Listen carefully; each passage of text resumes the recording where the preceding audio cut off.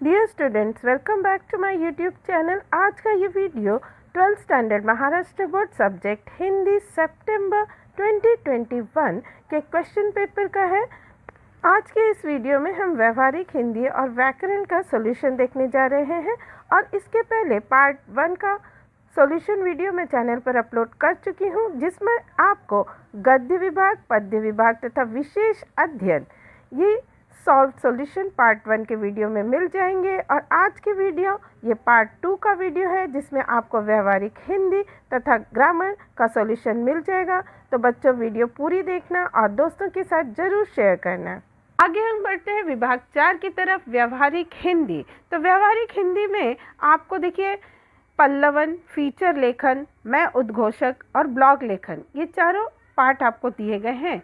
इन चारों पार्ट में से ही क्वेश्चन आएंगे व्यवहारिक हिंदी में। उसके बाद आ जाता है आपका अपठित गद्यांश में से आपको क्वेश्चन मिलेंगे। फिर आ गया आपका पारिभाषिक शब्दावली। पारिभाषिक शब्दावली जो आपके टेक्स्ट बुक है उसमें पेज नंबर 109 और 110 पर आपको ये पारिभाषिक शब्द मिल जाएंगे और इसमें से आपको कुल मिलाकर 20 मार्क्स के क्वेश्चन पूछे जाने वाले हैं। तो हम आगे बढ़ते हैं कृति 4 पर। निम्नलिखित का उत्तर लगभग 100 से 120 शब्दों में आपको इसका उत्तर देना है। पहला क्वेश्चन है, नेता द्वारा किए गए चुनाव प्रचार के दौरान चुनावी वचनों पर फीचर लेखन लिखना है। अब आपको फीचर लेखन, आपका पार्ट है फीचर लेखन में, आपने सीखा होगा कि कैसे लिखना है। तो इस क्वेश्चन का आंसर आप लिख सकते हैं। पहले तो आपको एक अच्छा शीर्षक देना होता है फीचर लेखन लिखने के लिए। तो नेता द्वारा किए गए चुनाव प्रचार के दौरान के लिए आप पहले एक अच्छा शीर्षक देंगे, उसके बाद आप फीचर लेखन लिखेंगे कि चुनाव आते ही नेता क्या करने लगते हैं। नेता अपने अपने क्षेत्र में जाकर प्रचार प्रसार का कार्य करते हैं, अपने मतदाताओं को बहुत ही रोचक ढंग से तरह तरह के प्रलोभन देकर उन्हें लुभाते हैं। और जो उनके कॉम्पिटिटर होते हैं, अन्य उम्मीदवार होते हैं, उनकी कमियों को भी उजागर करते हैं और जो उन्होंने वादा किया होता है पहले चुनाव के दौरान, उनको छिपाने के लिए वो क्या करते हैं और नए नए तरीके से नए नए वचनों को बताते हैं, नए नए वादे करते हैं। इस तरीके से आप फीचर लेखन लिख सकते हैं कि जैसे पहले के जो उन्होंने चुनाव में वादे किए हैं वो उन्होंने पूरे किए, थोड़े बहुत पूरे किए हों ना किए हों, उन सबको छुपाने के लिए वो क्या करते हैं, नए नए वादे करते हैं।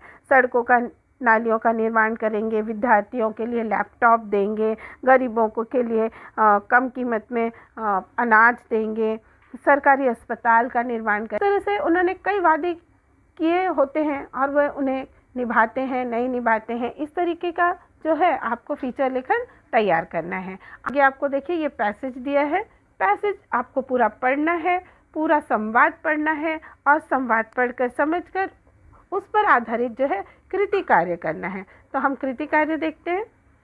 कृति कार्य है, संजाल पूर्ण कीजिए। संजाल को पूर्ण करना है। पल्लवन में भाषा के ज्ञान के अलावा इनकी आवश्यकता होती है। आप ऊपर पैसेज पढ़ेंगे तो आपको आंसर मिल जाएंगे।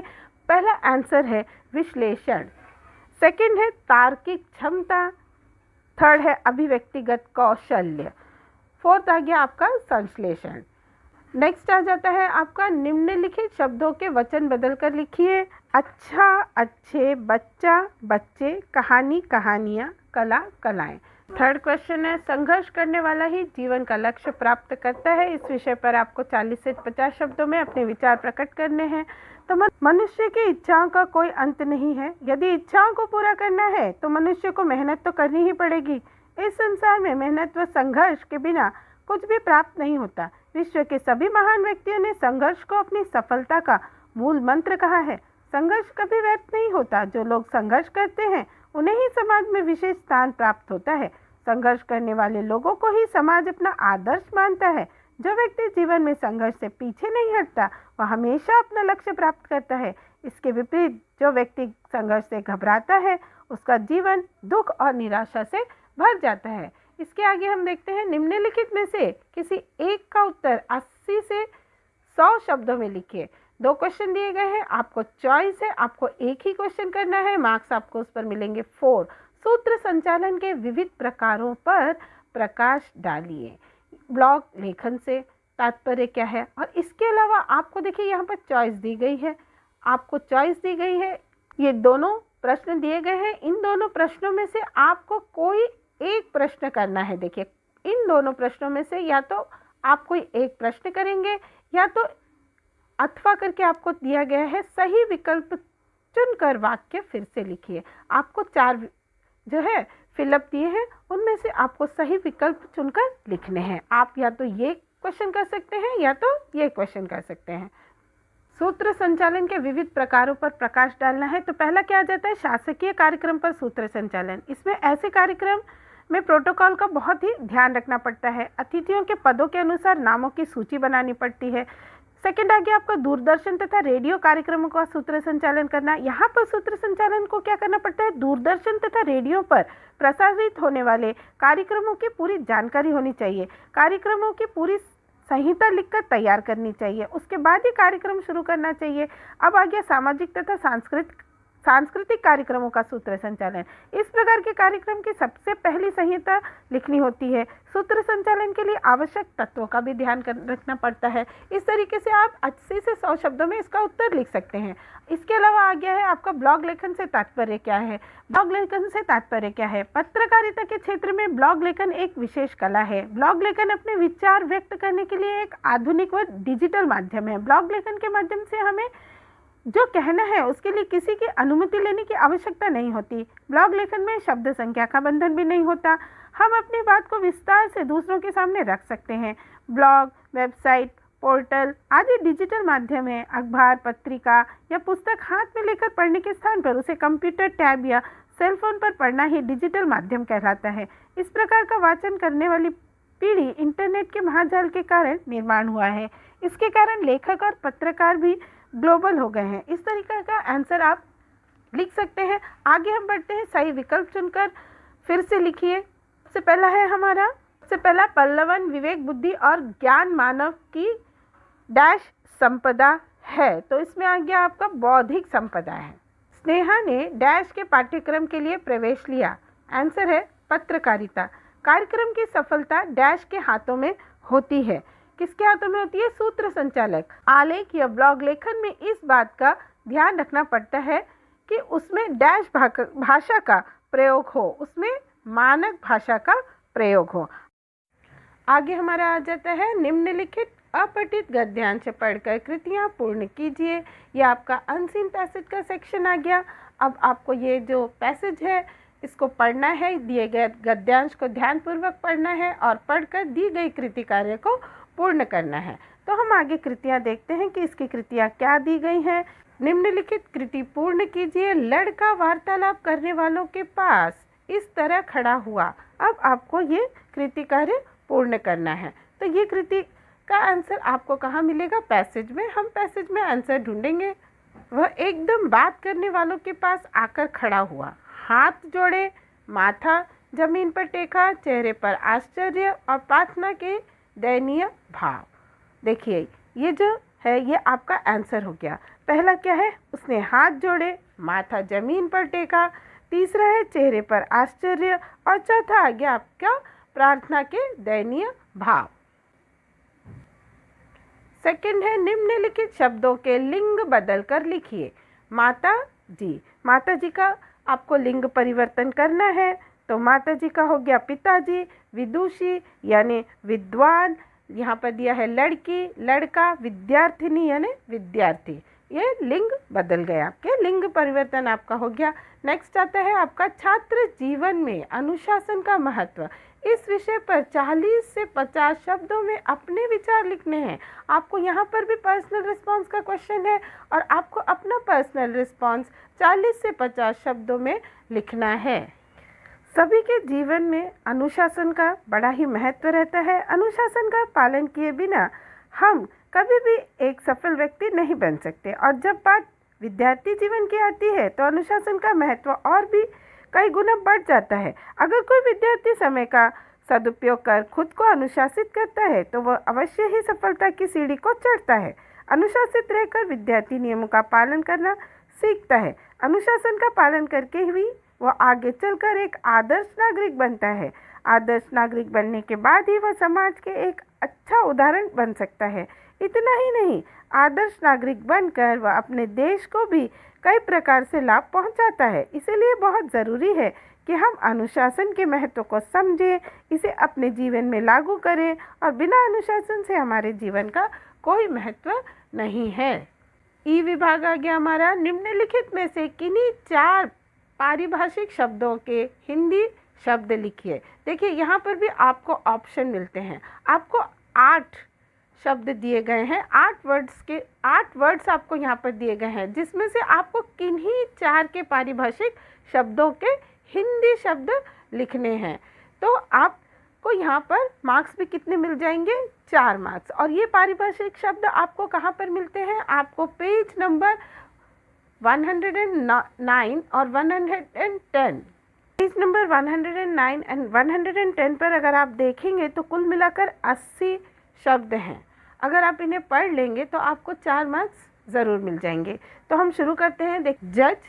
जज यानी न्यायाधीश, बॉन्ड बंध पत्र, बाय लॉ उपविधि, पे ऑर्डर अदायगी आदेश, रिकॉर्ड यानी अभिलेख, स्पीड गति, ऑप्टिक फाइबर प्रकाशीय तंतु, ऑक्सिलरी मेमोरी यानी सहायक स्मृति। तो ये यहाँ पर जो है आपका विभाग 4 समाप्त होता है। विभाग 5 व्याकरण, जिसके लिए आपको 10 अंक मिलेंगे। 10 मार्क्स का क्वेश्चन विभाग 5 व्याकरण से आपको पूछा जाने वाला है। कृति 5 अ देखते हैं। निम्नलिखित वाक्यों का कोष्टक में दी गई सूचनाओं के अनुसार काल परिवर्तन कीजिए।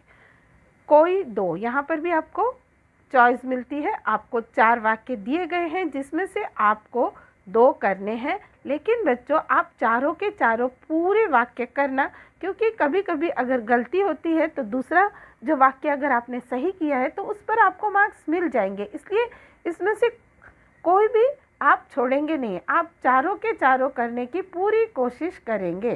तो इसकी भी मौत आ गई, ये पूर्ण वर्तमान काल में आपको चेंज करना है। इसकी भी मौत आ गई है। सेकंड है आपका कौन मुझे कहानियाँ सुनाता है। सामान्य भविष्य काल में आपको इसे बदलना है, कौन मुझे कहानियाँ सुनाएगा। थर्ड हम देखते हैं उद्विग्नता और आधीरता से गान युद्ध के समय की प्रतीक्षा की है। अपूर्ण भूतकाल, अपूर्ण भूतकाल में क्या आएगा? उद्विग्नता और अधीरता से गायन युद्ध के समय की प्रतीक्षा कर रही है, कर रही थी। चौथा देखते हैं सांस लेने के लिए स्वच्छ हवा मिलना मुश्किल होता है। अपूर्ण वर्तमान काल, सांस लेने के लिए स्वच्छ हवा मिलना मुश्किल हो रहा है। आगे बढ़ते हैं। आ निम्नलिखित पंक्तियों में उद्धृत अलंकारों के नाम पहचान कर लिखने हैं। आपको कोई 2 करने हैं, यहाँ पर भी आपको ऑप्शन मिलेंगे और आपको पूरे के पूरे करने हैं, ताकि आपका कोई भी आंसर अगर गलत होता है तो दूसरा राइट आंसर पर आपको मार्क्स अवश्य मिलेंगे। इसीलिए आपको पूरे करने की कोशिश करनी है। उधो मेरा हृदय तल था एक उद्यान न्यारा, शोभा देती अमित उसमें कल्पना क्यारियाँ भी। तो इसमें आपको अलंकार कौन सा है, ये कौन से अलंकार का उदाहरण है, ये आपको बताना है। ये जो अलंकार है ये आपको पृष्ठ क्रमांक यानी पेज नंबर 30 पर मिल जाएगा। ये रूपक अलंकार का उदाहरण है। रूपक अलंकार का उदाहरण है बच्चों। रूपक अलंकार आपको यहाँ पर लिखना है। पृष्ठ क्रमांक 30 पर आप देखेंगे तो आपको ये उदाहरण मिल जाएगा। सेकंड हम देखते हैं मोती की लड़ियों से सुंदर झरते हैं झाग भरे निर्झर। ये भी आपको पृष्ठ क्रमांक 30 पेज नंबर 30 पर मिल जाएगा और ये उपमा अलंकार का उदाहरण है। थर्ड है जान पड़ता है नेत्र देख बड़े बड़े। ये जो है उत्प्रेक्षा अलंकार का उदाहरण है। ये आपको पेज नंबर 40 पर मिल जाएगा। ये उत्प्रेक्षा अलंकार का उदाहरण है। फोर्थ है एक म्यान में 2 तलवारें कभी नहीं रह सकती हैं। यह है दृष्टांत अलंकार का उदाहरण। ये पेज नंबर आपको 56 पर मिलेगा। तो अलंकार से रिलेटेड वीडियो भी मैंने चैनल पर अपलोड कर दी है, आप चैनल पर जाकर वीडियो ज़रूर देखें। आपको टेक्सचुअल सारे जो अलंकार हैं उस वीडियो में आपको मिल जाएंगे। हमारा आता है ई निम्नलिखित पंक्तियों में उद्गृत रस पहचान कर उसके नाम लिखिए। यहाँ पर भी आपको कोई 2 लिखने हैं, उसके लिए भी आपको 2 मार्क्स मिलेंगे, लेकिन यहाँ पर आपको 4 दिए गए हैं, को एक भी उदाहरण नहीं छोड़ना है। आपको आंसर चारों के चारों करने हैं अगर आपको आते हैं, क्योंकि अगर गलती से गलत हो जाता है तो आपको दूसरे राइट आंसर पर मार्क्स मिलेंगे बच्चों, इसलिए आप बिल्कुल भी नहीं छोड़ेंगे और चारों के चारों जो है रस आप लिखेंगे। पहला है सुड़कू सुड़कू घाव से पिल्लू मवाद निकाल रहा है। तो ये आपको पेज नंबर 11 पर मिल जाएगा और ये जो है विभत्स रस का उदाहरण है। दूसरा है कहत नटत रीझत खिजत मिलत खिलत लजियात। ये जो है आपका श्रृंगार रस का उदाहरण है और ये आपको पेज नंबर 22 पर मिल जाएगा। ये है आपका श्रृंगार रस का उदाहरण। देखते हैं माला फेरत जुग भया, ये है शांत रस का उदाहरण और ये आपको पेज नंबर 22 पर मिल जाएगा। चौथा है बिन पग चले सुने बिनु काना, ये है अद्भुत रस का उदाहरण, ये भी आपको पेज नंबर 22 पर मिल जाएगा। रस से रिलेटेड वीडियो भी मैं चैनल पर अपलोड कर चुकी हूँ। आपके पाठ्य पुस्तक में जितने भी रस हैं 12th स्टैंडर्ड के लिए, वो आपको वहाँ पर एक ही वीडियो में सारा मिल जाएगा। आप जाकर चैनल पर वीडियो ज़रूर देखें। आगे हम बढ़ते हैं। ई निम्नलिखित मुहावरों के अर्थ लिखकर वाक्य में प्रयोग कीजिए। यहाँ पर भी आपको कोई 2 करने हैं, लेकिन आप चारों करना। आंखें बिछाना, पहला है आंखें बिछाना, अति उत्साह से स्वागत करना। श्री राम जब अयोध्या नगरी वापस आए थे तो प्रजा ने उनका स्वागत आंखें बिछाकर किया था, यानी अति उत्साह से उनका स्वागत किया था। जब श्री राम अयोध्या वापस आए तब उनकी प्रजा ने उनका स्वागत कैसे किया? आंखें बिछाकर किया। और आपको वहाँ पर सेंटेंस में यूज़ क्या करना है? आंखें बिछाना यूज़ करना है। आपने जो अर्थ लिखा है अति उत्साह से स्वागत करना, पहले तो आप इसका अर्थ लिखेंगे कि अति उत्साह से स्वागत करना। आंखें बिछाना अर्थात अति उत्साह से स्वागत करना, लेकिन जब आप वाक्य में प्रयोग करेंगे तो आपको अर्थ नहीं लिखना है, आपको आंखें बिछाना लिखना है। सेकंड है मुट्ठी गर्म करना, जिसका अर्थ है रिश्वत देना। तो सरकारी नौकरी पाने के लिए कई लोग अफसरों की मुट्ठी गर्म करते हैं। उल्टी गंगा बहाना अर्थात उल्टा काम करना। तो जब देखो कुछ लोगों को उल्टी गंगा बहाने की क्या होती है? आदत होती है। चांदी काटना यानी बहुत लाभ कमाना। गर्मियों के मौसम में आइसक्रीम का धंधा कर रमन ने चांदी काट ली, यानी बहुत लाभ कमा लिया। अब निम्नलिखित वाक्यों को शुद्ध करके फिर से लिखिए। सत्य की मार्ग सरल हैं। अब यहाँ पर सत्य की मार्ग सरल हैं, ये भी आपको क्या करना है? 2 करने हैं, लेकिन आप क्या करेंगे? आप चारों को करेंगे, ठीक है। इसमें से आपको कोई भी छोड़ना नहीं है, आप चारों के चारों वाक्य को शुद्ध करना ताकि आप मार्क्स ले सके। अगर कोई गलती हो गई हो आपसे तो आपको दूसरे वाक्य पर नंबर ज़रूर मिलेगा, अगर वो वाक्य भी आपका सही है तो। इसलिए आप चारों वाक्य को शुद्ध करेंगे। सत्य की मार्ग सरल हैं, तो यहाँ पर क्या करना है? सत्य का मार्ग, सरल है नहीं, ये है पे जो बिंदी है वो हटाकर आपको लिखना है। सत्य का मार्ग सरल है। सेकंड हम देखते हैं, वर्तमान युग विज्ञान और प्रौद्योगिकी का युग है। यहाँ पर विज्ञान देखिए गलत लिखा है, प्रौद्योगिकी ये भी गलत लिखा है, आपको लिखना है प्रौद्योगिकी, और विज्ञान की स्पेलिंग भी आपको सही करनी है।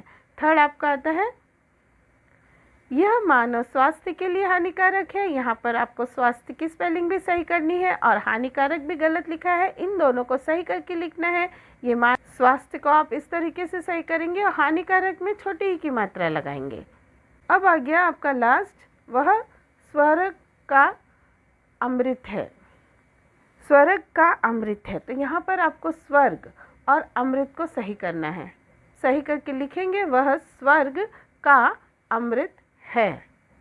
तो यहाँ पर हमारा ये जो 2021 सितंबर का क्वेश्चन पेपर है ये यहीं पर समाप्त होता है। बच्चों पेपर अच्छे से लिखना। Wish you all the best.